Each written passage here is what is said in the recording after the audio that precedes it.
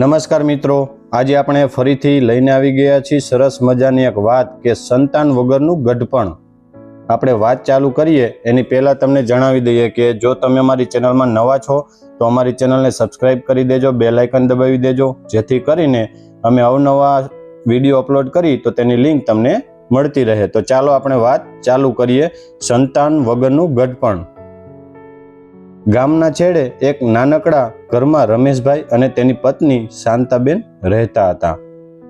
બંનેએ આખી જિંદગી મહેનત કરીને ઘર બનાવ્યું, પૈસા કમાયા અને સન્માન મેળવ્યું, પરંતુ ભગવાને તેમને સંતાનનું સુખ આપ્યું નહોતું. યુવાનીમાં તો બંને એકબીજાનો સહારો બનીને ખુશીથી જીવન જીવતા હતા. લોકો પૂછતા, તમારા બાળકો ક્યાં છે?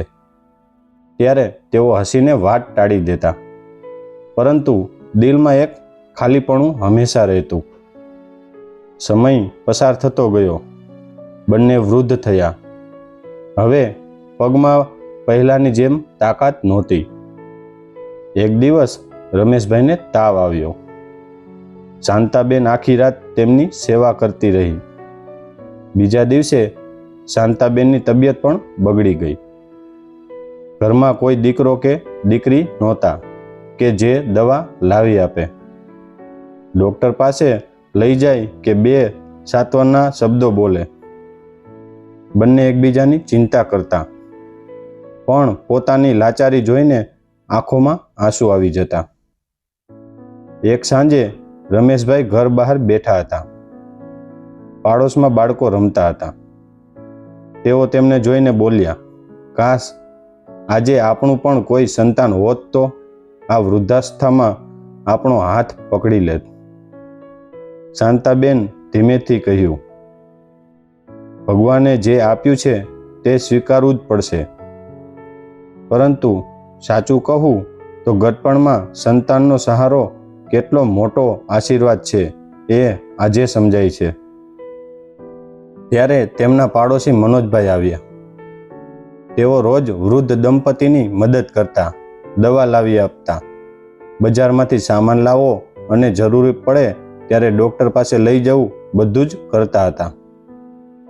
એક દિવસ રમેશભાઈએ મનોજભાઈને કહ્યું, તમે તો અમારા માટે સંતાન કરતાં પણ વધારે છો. મનોજભાઈ હસીને બોલ્યા, કાકા, સંબંધ માત્ર લોહીના નથી, પ્રેમ અને લાગણીથી પણ સંબંધો બંધાય છે. આ વાત સાંભળીને બંનેની આંખો ભીની થઈ ગઈ. સમય જતાં રમેશભાઈ અને શાંતાબેનને સમજાયું કે સાચું સુખ માત્ર સંતાનમાં જ નથી, પરંતુ સારા સંબંધો, પ્રેમ અને માનવતામાં પણ છે. જોકે સંતાન વગરનું ગઢપણ મુશ્કેલ હોઈ શકે, પરંતુ સારા લોકોના સાથ હોય તો મુશ્કેલી ઘણી હદ સુધી ઓછી થઈ જાય છે. તો મિત્રો, આમાંથી શીખ એ મળે છે કે સંતાન હોય કે ન હોય, જીવનમાં પ્રેમ, સેવા અને સારા સંબંધ સૌથી મોટું ધન છે. જે લોકો બીજાની મદદ કરે છે તેઓ જ સાચા અર્થમાં પરિવાર બની જાય છે. તો મિત્રો, તમને આ સ્ટોરી કેવી લાગી કોમેન્ટ કરીને તમારો અભિપ્રાય જરૂરથી આપજો. અને હવે આપણે મળીશું નેક્સ્ટ સ્ટોરીમાં નવા ટોપિકની સાથે. તો આજે આપણે રજા લઈએ. ધન્યવાદ.